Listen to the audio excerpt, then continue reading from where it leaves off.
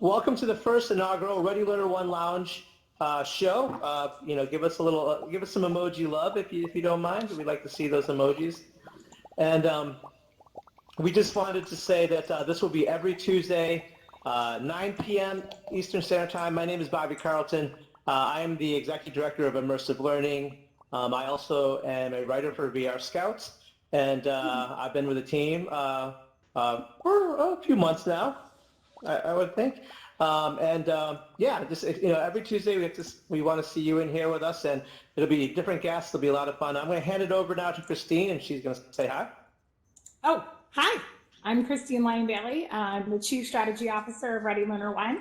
I'm also an elementary school principal and Director of Technology and Innovation for a school district in New Jersey. And I am privileged to call these people my Ready Learner One family. So, Micah, without further ado. Hi, everybody. I'm Micah Shippey. I'm the CEO of Ready Learner One and a 20-year veteran social studies teacher.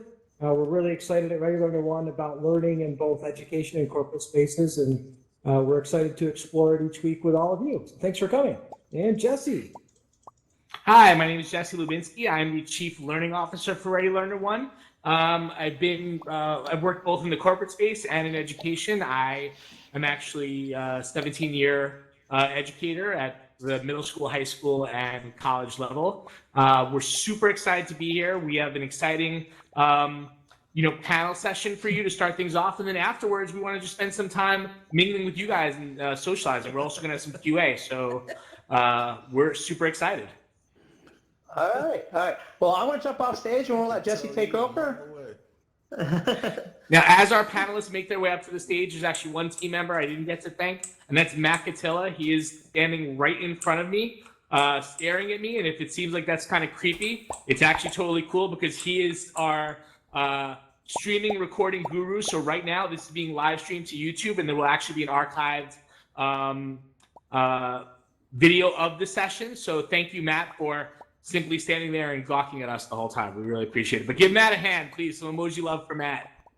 Even though, Matt, you can't turn around, the room loves you. So, and you're getting patted on the head by a severed hand. It's very exciting. So I want to actually, I'm really fortunate that we were able to get these two amazing panelists to just have a conversation with us for the next few minutes. So right here is Chris Aviles. Say hi, Chris. Hello, everybody. Just give a little introduction. Tell them what you do. Sure. My name is Chris Aviles. I am a recovering high school English teacher. I now teach at Noah Middle School in Fairhaven, New Jersey, which is a 4th through 8th school.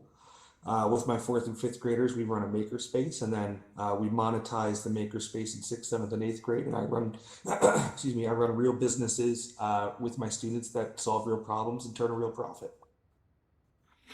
And over here on my other side, we have the very stylish Steve Isaacs. So I do want to take note right before Steve introduces himself that actually Steve and Chris were wearing the exact same outfit up until a few minutes before. So Steve made a quick exit and came up with this amazing outfit. We're really excited. Steve, why don't you tell everyone about yourself?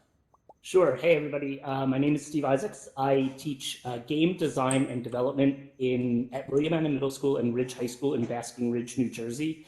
I started the program by now it's like 15 years, and it's just been awesome. This was the first year that I brought my program to the high school, which is something I've wanted to do for years, and now I want to continue to grow that to create essentially a game design studio environment that will have multiple levels of kids in the same class working on even multi-year projects, presumably to bring games from concept to publishing and all that kind of stuff. And also Chris and I, and Jesse and Christine are currently writing a book on esports and education. And fairly recently, Chris and I partnered up with NASEF, if you're familiar with NASEF, as the New Jersey affiliate, the Garden State Scholastic Esports Federation. So a lot of really exciting stuff going on around esports and games and all that kind of stuff. So we actually could spend the entire time, I mean, more than an hour, talking about their work in esports and and everything they've done, not just at a local level, but at a national level. But what we really wanted to do was just have a quick conversation with everyone, a panel session. So it's going to start off with a conversation with the three of us on stage. And then before we move into the social time, there'll be an opportunity for questions and answers if you guys have. But we wanted to really focus our conversation around this idea of esports being the athletics of remote learning. So as you guys, I'm sure know, I'm sure while it's great that we're all here together virtually, you're probably isolated in your houses and haven't been able to get that same level of social interaction, whether it's through your workplace or just in general.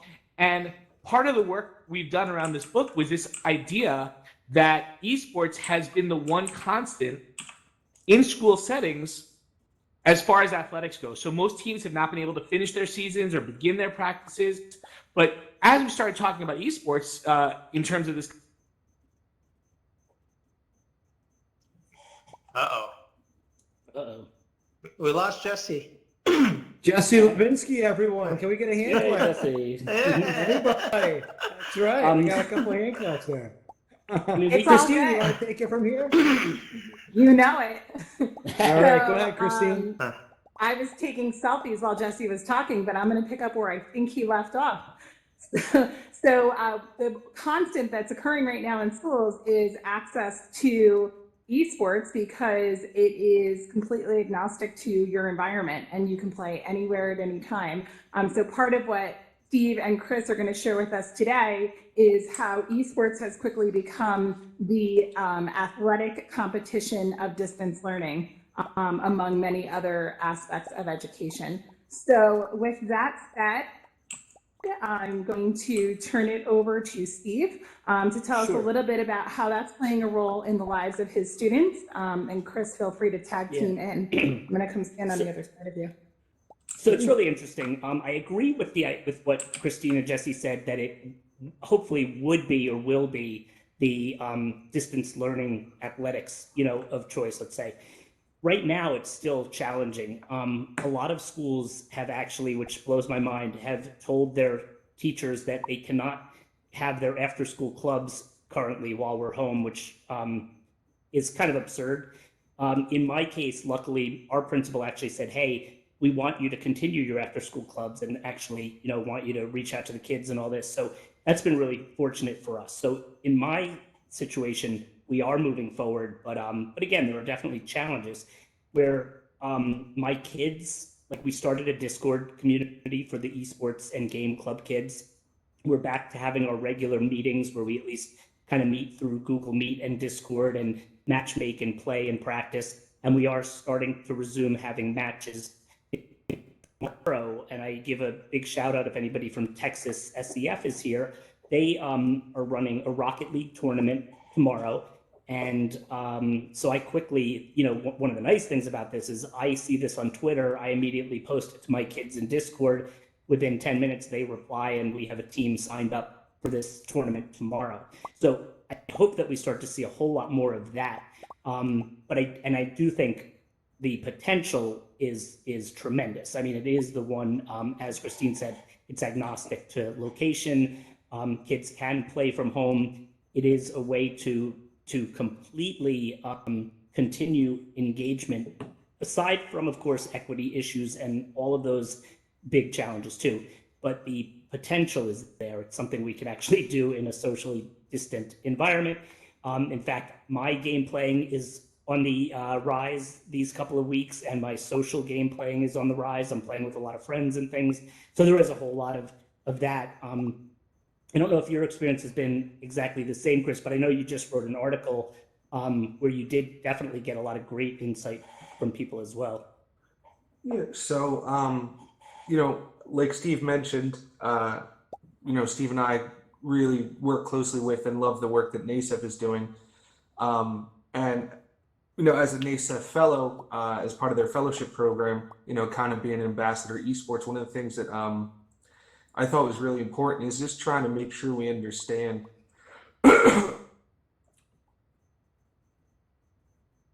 I'm sorry, I'm back. Where did I leave off? Apologies. I'm still getting used to this whole experience. What was the last thing you guys said?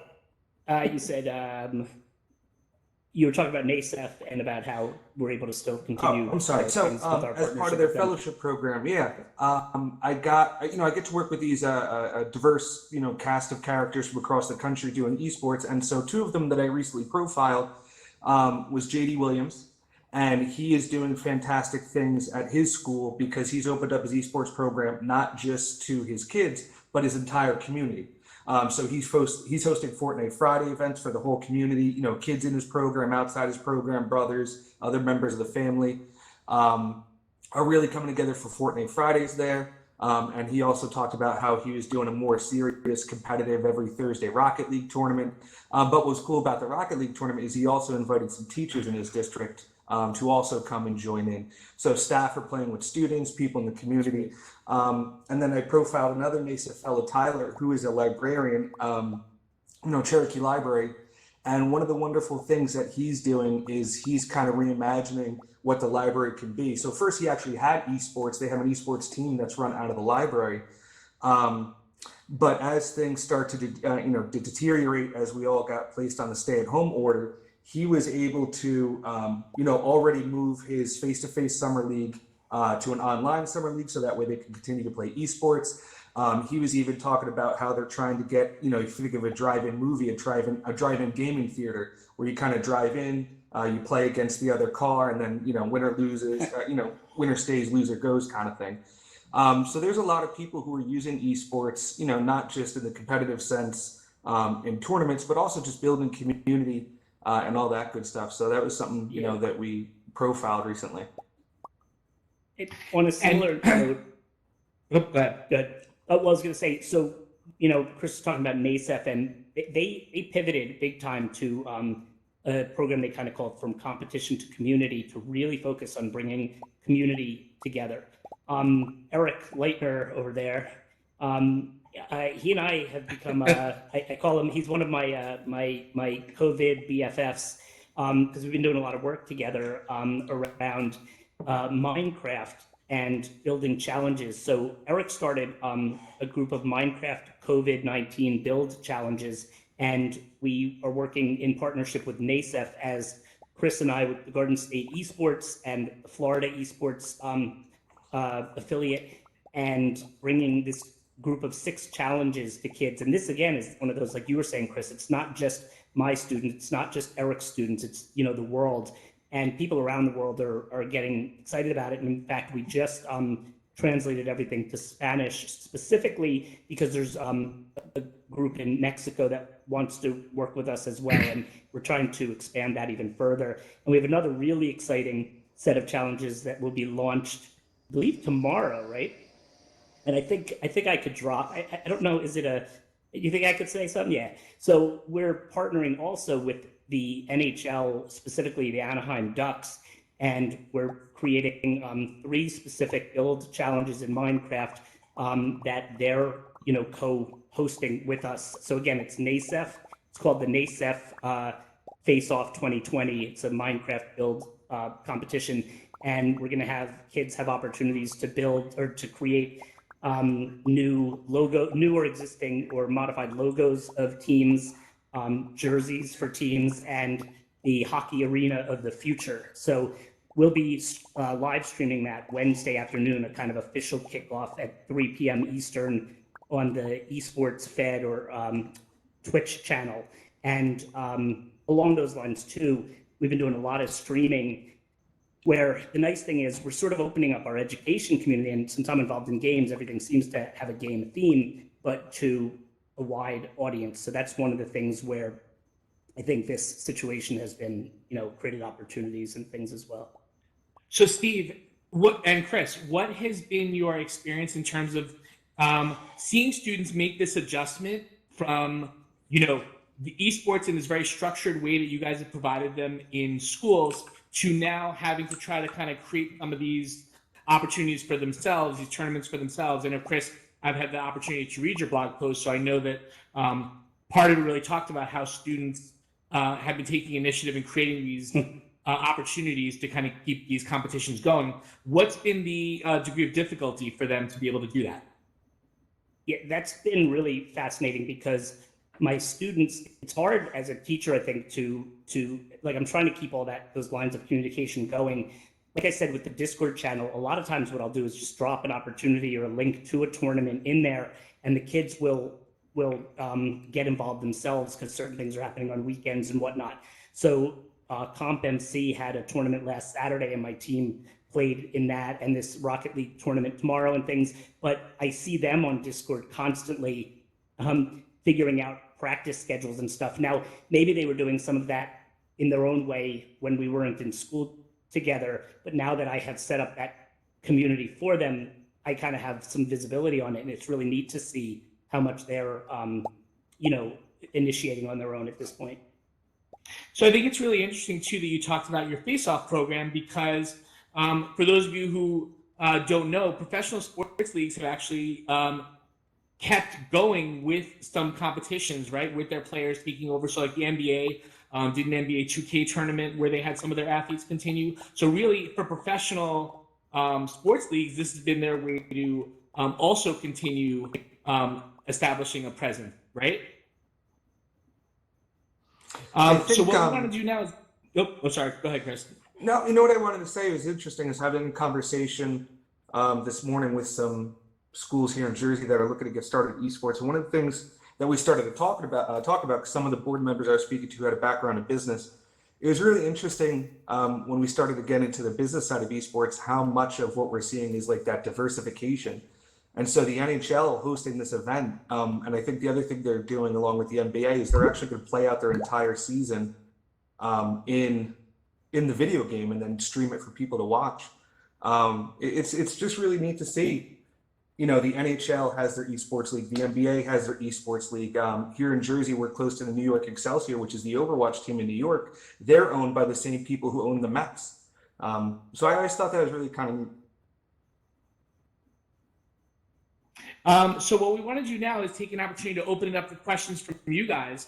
So Bobby, take it away. So you're going to notice that on the lower right-hand side, you'll see a little button that says raise hand.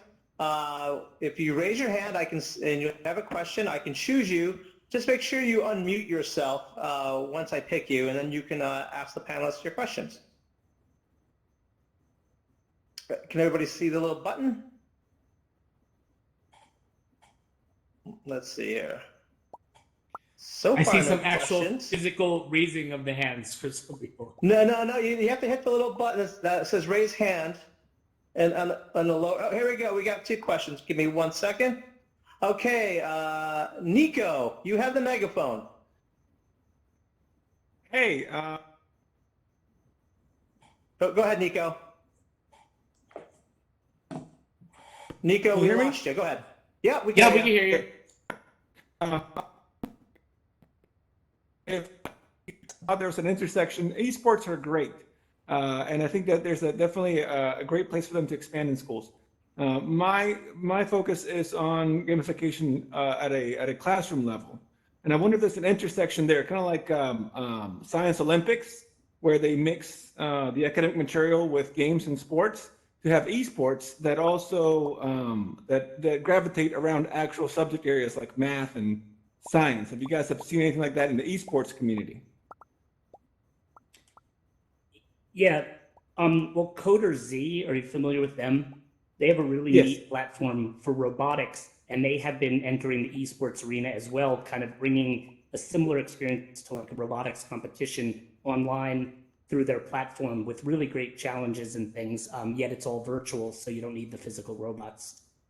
That's one. And then some of these build challenges we're doing have academic components to them, like with the COVID one. One is inform your community, essentially, where people are basically learning about digital literacy and misinformation in order to give some proper information about COVID through what they're doing. We also have one where they're building a model of the virus. So absolutely a lot of crossover. And then Chris could probably talk about NASEF and their just their overall academic curriculum that's tied deeply to esports. Yeah, I mean, that's what I was thinking about is one of the great things NASEF does is they have curriculum that you can use in class, not only to harness the power of esports, but kind of all those tangential career opportunities, so like casting, video editing, marketing, that kind of stuff. So they have a lot of curriculums, and I can tell you, coming out in a few months, part of what the first round of NASEF Fellows is working on is a curriculum that spans 6th grade through high school, that not only involves esports, but ties it into English, ties it into math, ties it into science. So I think people are starting to recognize esports is more than just competition. I'm sure we'll get into it at some point, is I came to esports from a really competitive sense. And what I'm learning is, the more I run the team and the more I work with, the talented people in the esports world, I'm starting to see those opportunities to include more curriculum-based learning opportunities on top of the wonderful competition side of esports. That's great to hear. Thanks, guys. Thanks, Nico. Okay, our next question comes from Nava Berg, host of The Hive, a good friend of mine. Nava, you have the megaphone. Oh, all right. Hi, everybody. This is so cool. I was actually reading something pretty interesting about how VR gaming and education, how they work really well together if their features are used correctly. Is that sort of what you do, is you're using these features to, well, I guess you could answer that, but using these features to educate?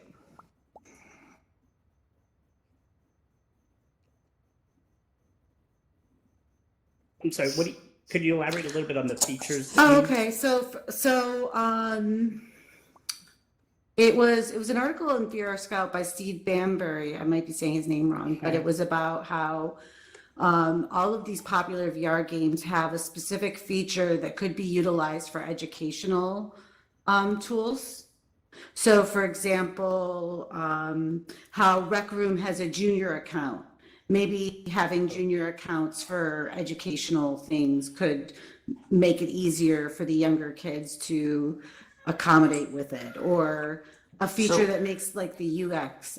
If I'm understanding kind of what you're saying, or what I'm hearing is, are virtual reality components being used in any type of other like game sense? And I think maybe the one thing that I can add is, when I'm not doing esports or teaching, I also help run a company called Silas Solutions, and we made video games to help students with autism learn to better socialize. And one of the things that we're doing right now with Silas is we're using virtual reality. We created a virtual reality kitchen, and the idea is to help students on the spectrum or whoever else might benefit from it, the ability to get some hands-on experience through virtual reality. So we actually implemented the other day, you have the ability to cut a cucumber based on the slices the boss asks for, and you can kind of slide the garbage into the garbage chute and stuff like that. So I think cool. it's really neat, man. So I think from maybe that aspect, if I think I'm answering your question, is I'm seeing a lot of use of virtual reality for job training skills. There's even some stuff I've seen at the that they're using in the military.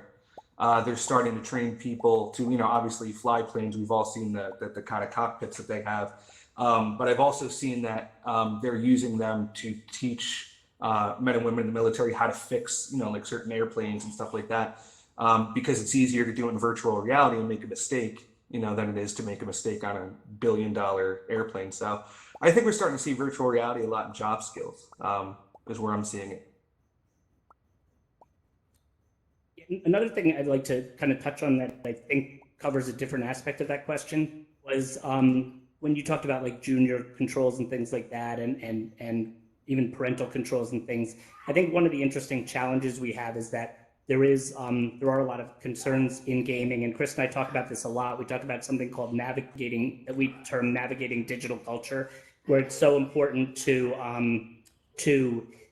really teach kids in context, like those digital citizenship skills and the digital culture. And so when we have a competitive league and we have a code of conduct in our school leagues, we have an opportunity to have kids understand what is involved and what they need to do to be able to participate and not, we hope that they then go home with those skills thinking, hey, I'm learning the right way to conduct myself in school, rather than the kids that are sent home to unsupervised areas and kind of getting trouble, so to speak, because they don't have that support. So that's one of the big things we focus on as well. So, and there's so many SEL components that we get into with esports and everything. So yeah, I do think there's a lot of, if that answers some of your question, there's a whole lot of it as well. Yeah. Just wondering Steve, how there's it's... one other.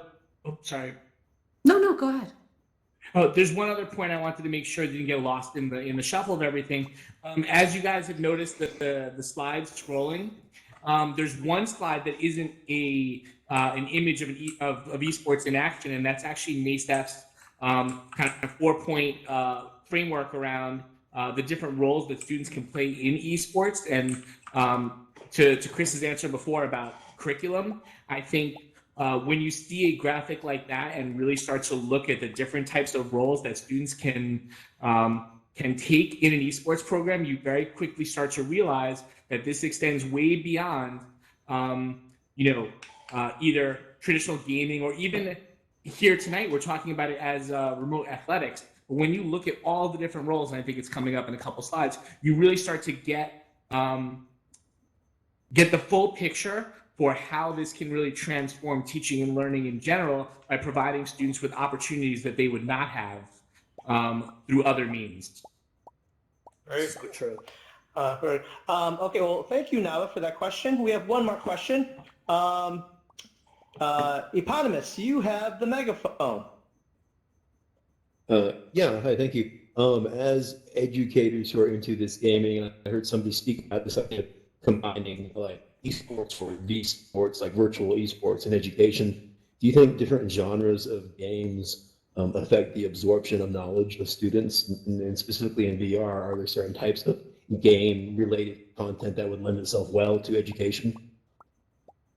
That makes sense. I would like love a to see first-person shooter versus et cetera, et cetera. I would love to see more VR used in schools for like fine motor skills. Kind of going back to the work I was talking about before is really interesting, is we could kind of control the sensitivity with which somebody's touching something in the space. And if they touch it too hard, it breaks and stuff like that. So I think that would be really cool to see, that aspect of VR more in schools.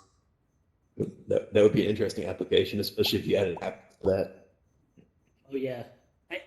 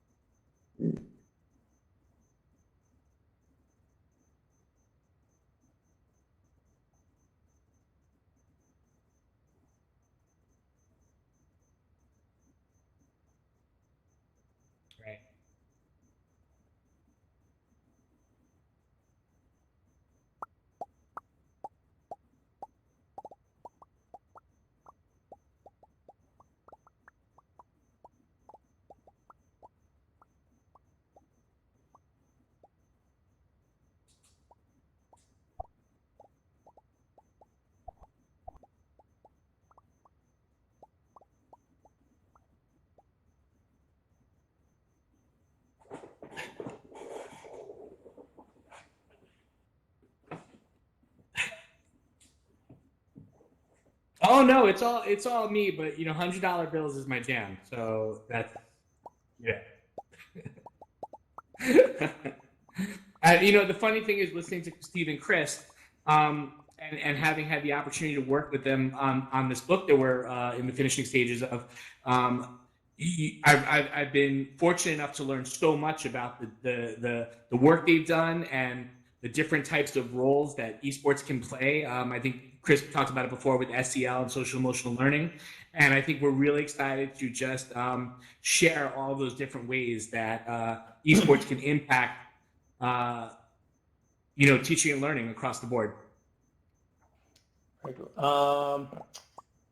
We have another question from Matthew. Matthew, you have the megaphone. Just confirm that.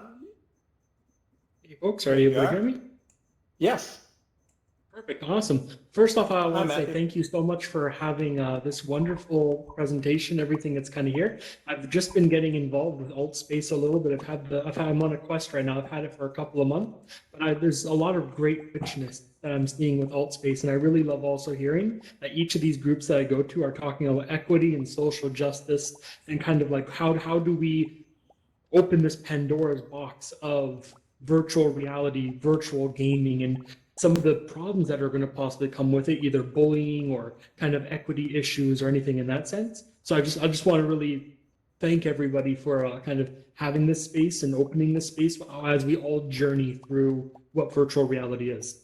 But to my question, wondering what are some thoughts that you folks have around partnerships or ways to connect with post-secondary educations and the growing kind of, I don't want to call it intramurals or anything else that has kind of happening and growing in the US for esports and post-secondary?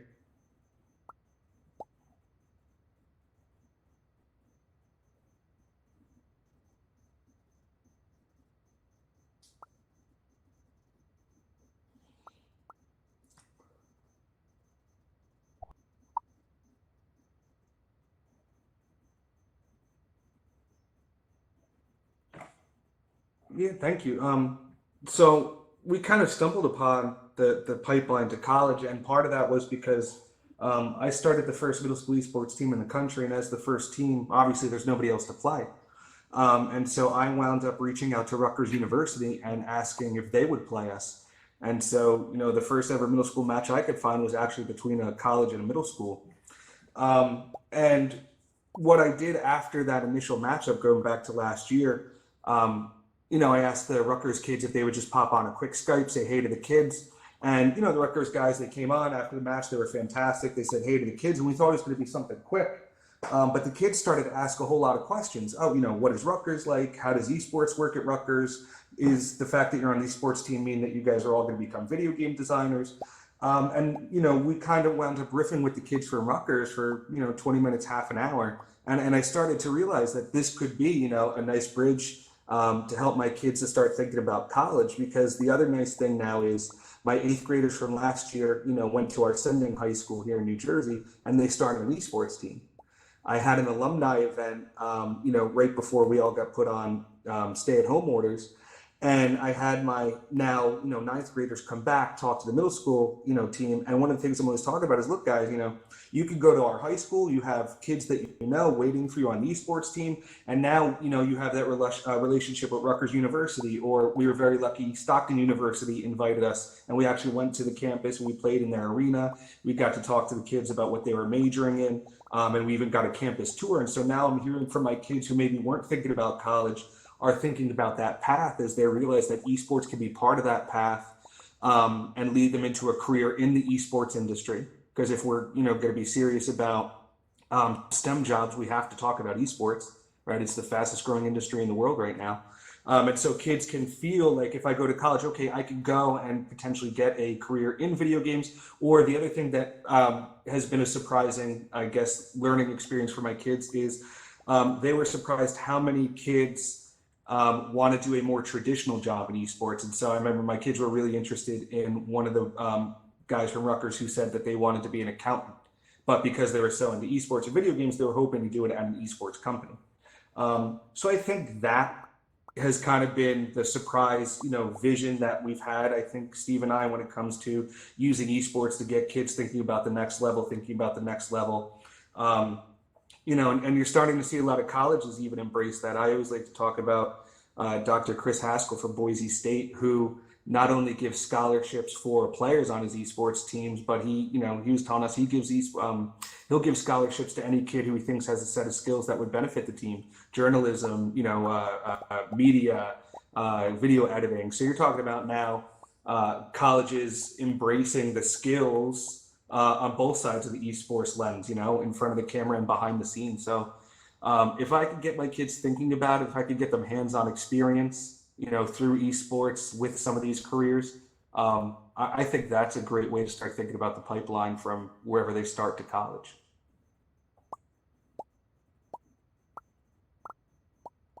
All right.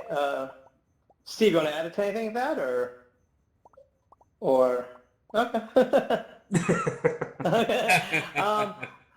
Well, look it. So, thanks everybody for coming out, and we want to thank obviously our guests, Steve and Chris. I'll give them some emojis, please. A little emoji love, or a hand clap, a virtual hand clap would be great. I'm actually going to open up the room. I'm going to untoggle everybody. So make sure you unmute yourself, and we're going to turn off the stage blocker, and let's just kind of hang out and mingle.